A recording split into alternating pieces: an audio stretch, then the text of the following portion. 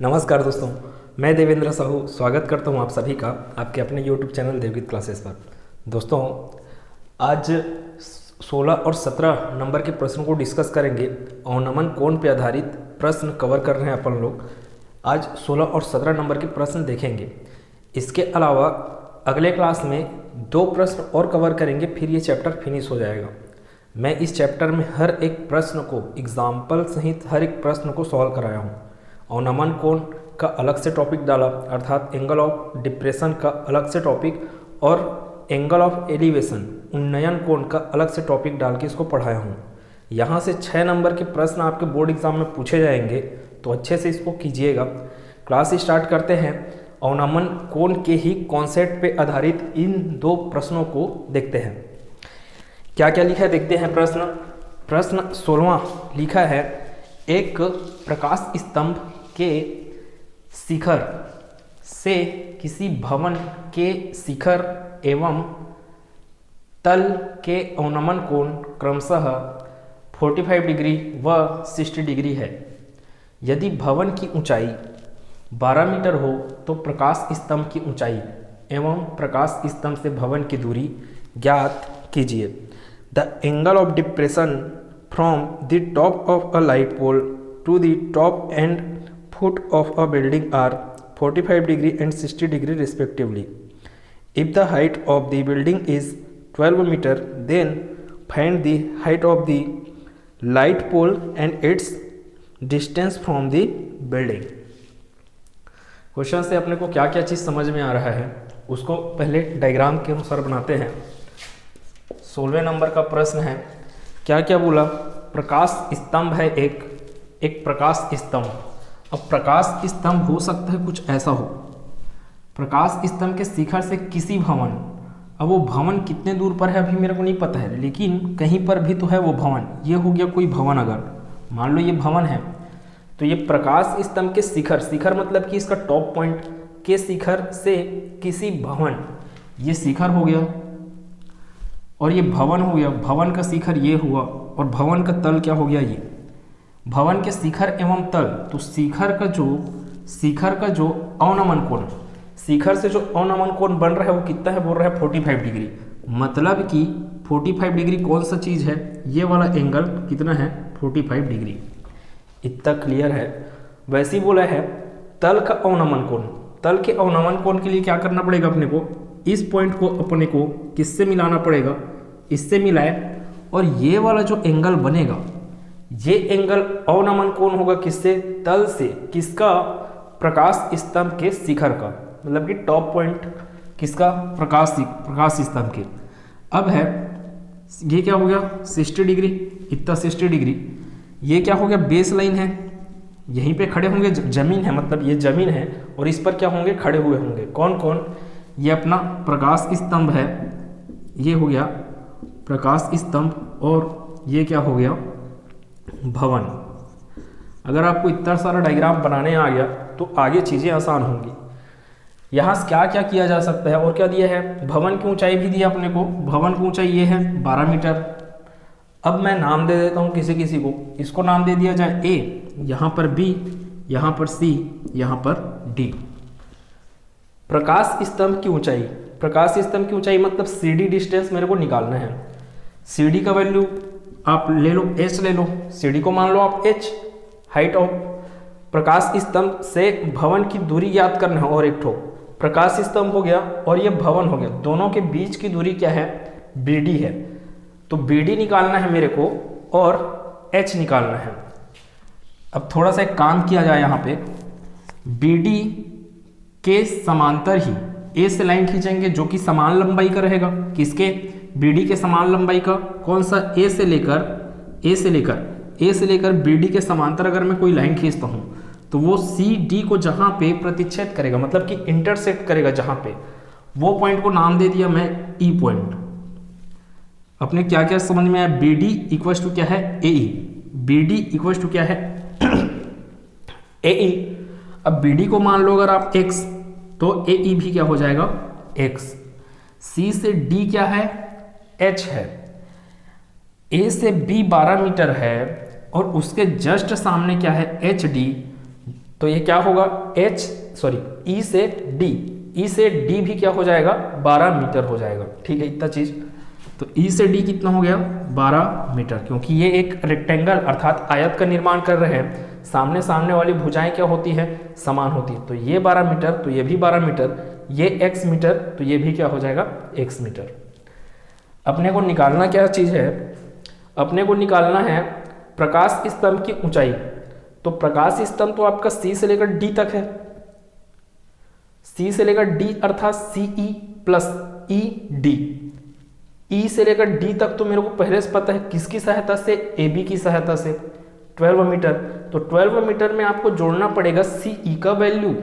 CE का value जोड़ दिए तो अपने को मिल जाएगा प्रकाश स्तंभ की ऊंचाई मिल जाएगा। x का मान निकाल लूंगा तो मेरे को मिल जाएगा प्रकाश स्तंभ से भवन की दूरी, अर्थात मेरे को x का मान निकालना है और CE का मान निकालना है। वही क्या हो जाएगा मेरा आंसर हो जाएगा। अब निकलेगा कैसे उसको सोचते हैं। देखिए CE का मान निकल किससे सकता है, इस ट्रायंगल से, CAE ट्रायंगल से, CAE ट्रायंगल से।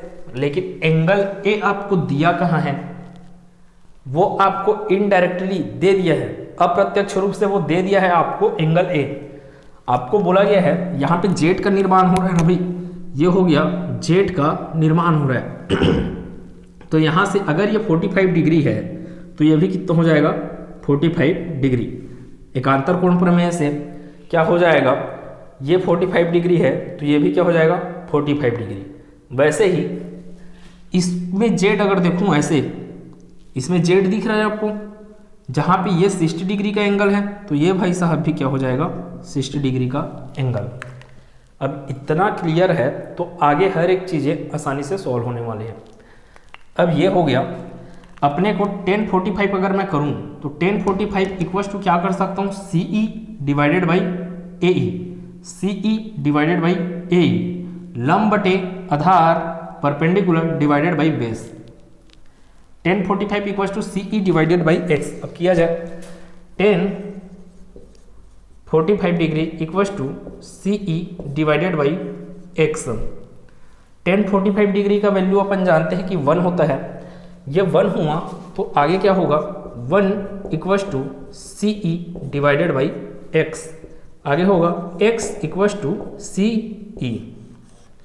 ठीक, इतना चीज x इक्वल्स टू आ गया CE, अर्थात A से लेकर E तक का जो लेंथ है या डिस्टेंस बोल सकते हैं, वैसे C से लेकर E तक का डिस्टेंस या लेंथ बोल सकते हैं, उतना ही होगा। अब इसमें चलते हैं, किसमें, ट्रायंगल CBD से। नाउ फ्रॉम ट्रायंगल किससे, CBD क्या क्या होगा भाई, तो 1060 degree equals to H, total H कितना है, H है आपका CE से लेकर CE plus ED, total H। तो 1060 degree equals to H divided by BD। BD क्या है, आधार है, बेस है, तो ये क्या हो जाएगा 1060 equals to H divided by BD या फिर CD डिवाइडेड बाई BD। तो ये H divided by BD 1060 degree equals to होता है √3। H किसका वैल्यू है, तो CE प्लस किसका ED का, डिवाइडेड बाई क्या है BD। इसको नहीं लिखेंगे तो भी चलेगा, H का वैल्यू नहीं लिखेंगे तो डायरेक्ट लिख सकते हैं। यहाँ पे क्या आ जाएगा, H के जगह में डायरेक्ट कर दिया जाए CD। CD किसका किसका वैल्यू है, CE प्लस ED का, तो CD की जगह CE प्लस ED। BD का वैल्यू, BD के जगह में क्या रखना पड़ेगा अपने को X, क्योंकि BD का वैल्यू क्या है X है। अब यहाँ से क्या समझ में आ रहा है, अगर इसको इक्वेशन 1 देता हूँ मैं, तो यहाँ पर x के जगह क्या लिखा जा सकता है CE, या फिर CE के जगह क्या लिखा जा सकता है x। तो यहाँ CE के जगह में क्या डाल देता x, तो करते हैं √3, CE के जगह रख दो x प्लस ED का वैल्यू कितना समझ में आ रहा है 12 मीटर, ED का value 12 metre divided by x। अब x divided by x plus 12 divided by x होगा आगे, तो ये होगा √3 equals to x divided by x plus 12 divided by x।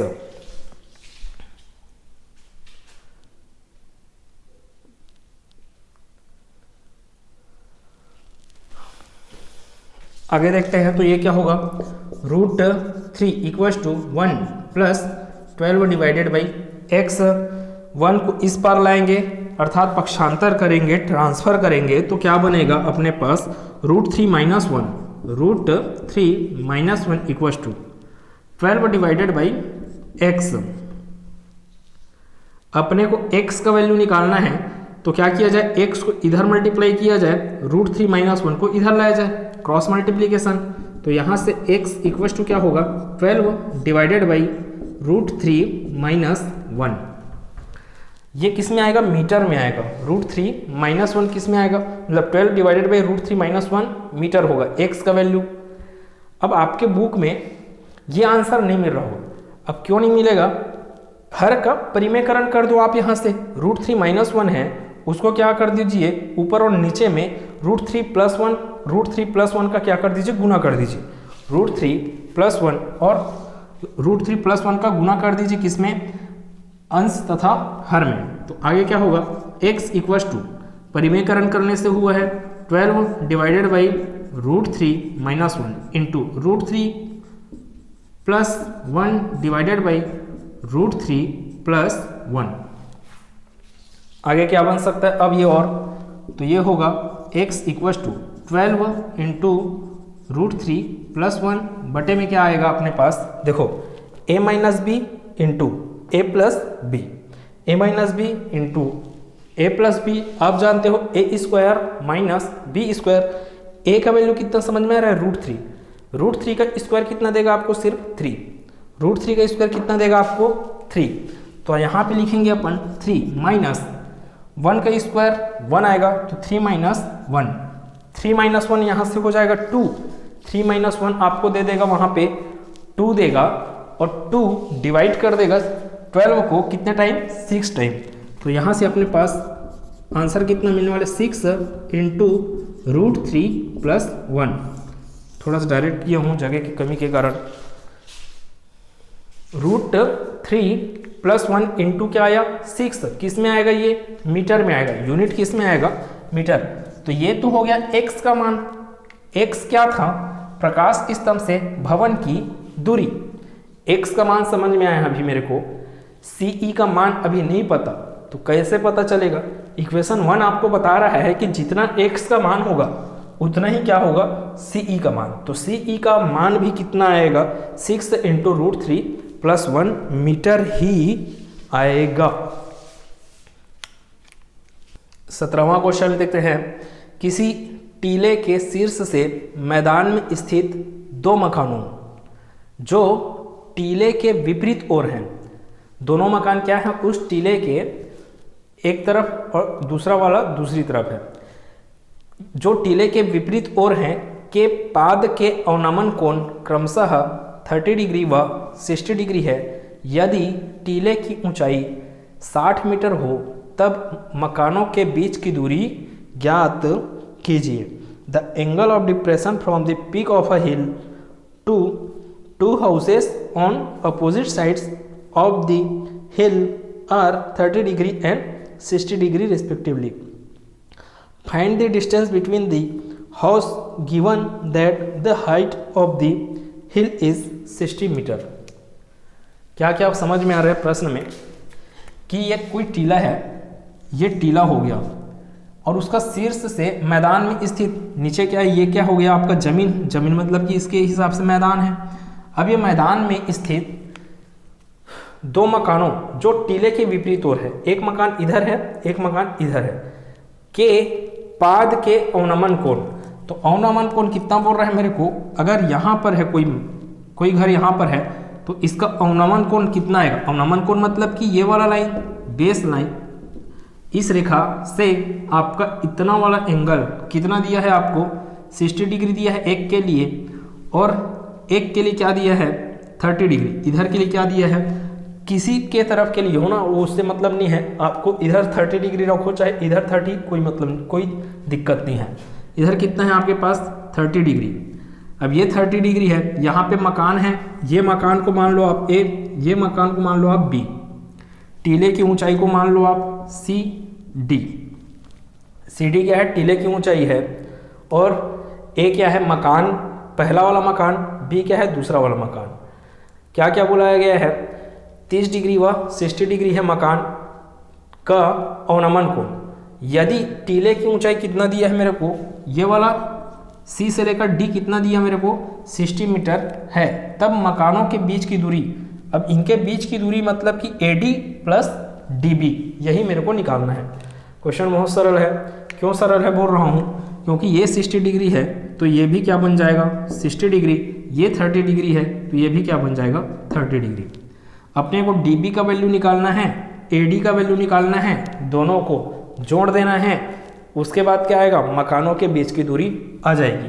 तो AD कैसे निकलेगा?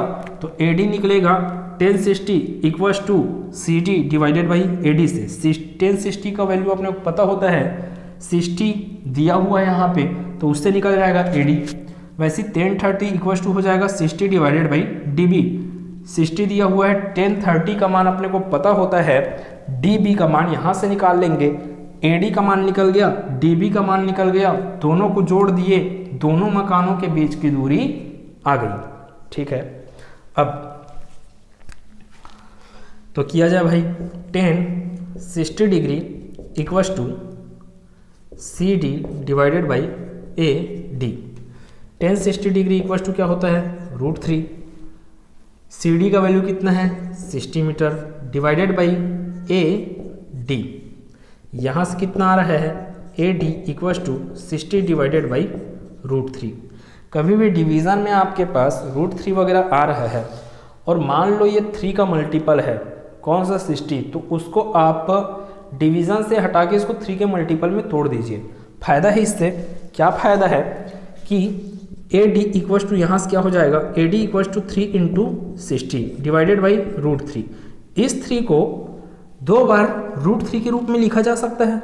√3 आपका 3 होता है, तो 3 को लिखा जा सकता है AD इक्वल्स टू √3 इंटू √3, फिर इंटू क्या है?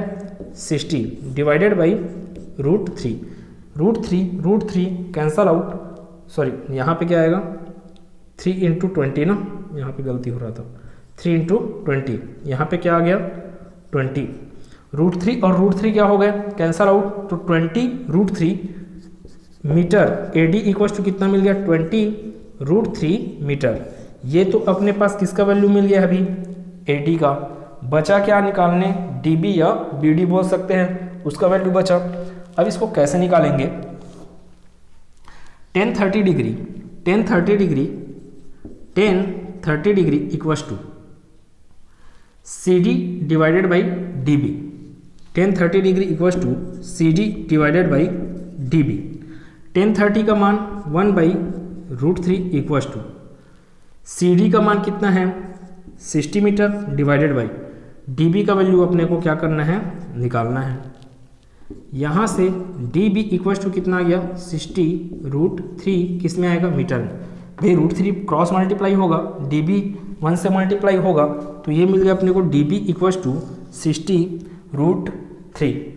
DB का वैल्यू मिल गया, AD का वैल्यू मिल गया।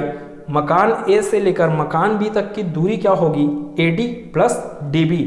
AD प्लस DB मतलब कि इसलिए दोनों के बीच की दूरी क्या होगी? AB इक्वल्स टू क्या मिलने वाला है? AD plus DB। AD का वैल्यू कितना है? 20 √3 प्लस DB का वैल्यू कितना है? 60 √3। 20 और 60 कितना हो गया? 80। तो ये बन गया 80 √3 मीटर। क्या होगा? दोनों मकानों के बीच की दूरी होगी। इतना चीज़ है। अब अगले क्लास में 2 प्रश्नों के साथ ये चैप्टर फिनिश होने वाला है, और ये चैप्टर जैसे फिनिश होगा तो ये लास्ट चैप्टर होगा। एग्ज़ाम है, 10 दिन बाद एग्ज़ाम है, लगभग 10 दिन बाद आपके 10th बोर्ड का, तो उससे पहले का ये लास्ट चैप्टर है। आप यहाँ पे जितना मैं पढ़ा पाया उतने तक आप पढ़िए, जितना हो सकता है, यहाँ से जितना हेल्प मिल सकता है, और अच्छे से पढ़िए, पूरा बिंदास होकर पढ़ते रहिए। और मैथ्स के लिए प्रैक्टिस का बहुत ज़रूरी है। प्रैक्टिस जब तक आप लोग नहीं करोगे, हद से ज़्यादा प्रैक्टिस, जितना ज़्यादा प्रैक्टिस कर सकते हो आप उतना प्रैक्टिस कीजिए। अगले क्लास में मिलते हैं जहाँ पे 2 और प्रश्नों के साथ कवर करके इस चैप्टर को फिनिश करेंगे। धन्यवाद।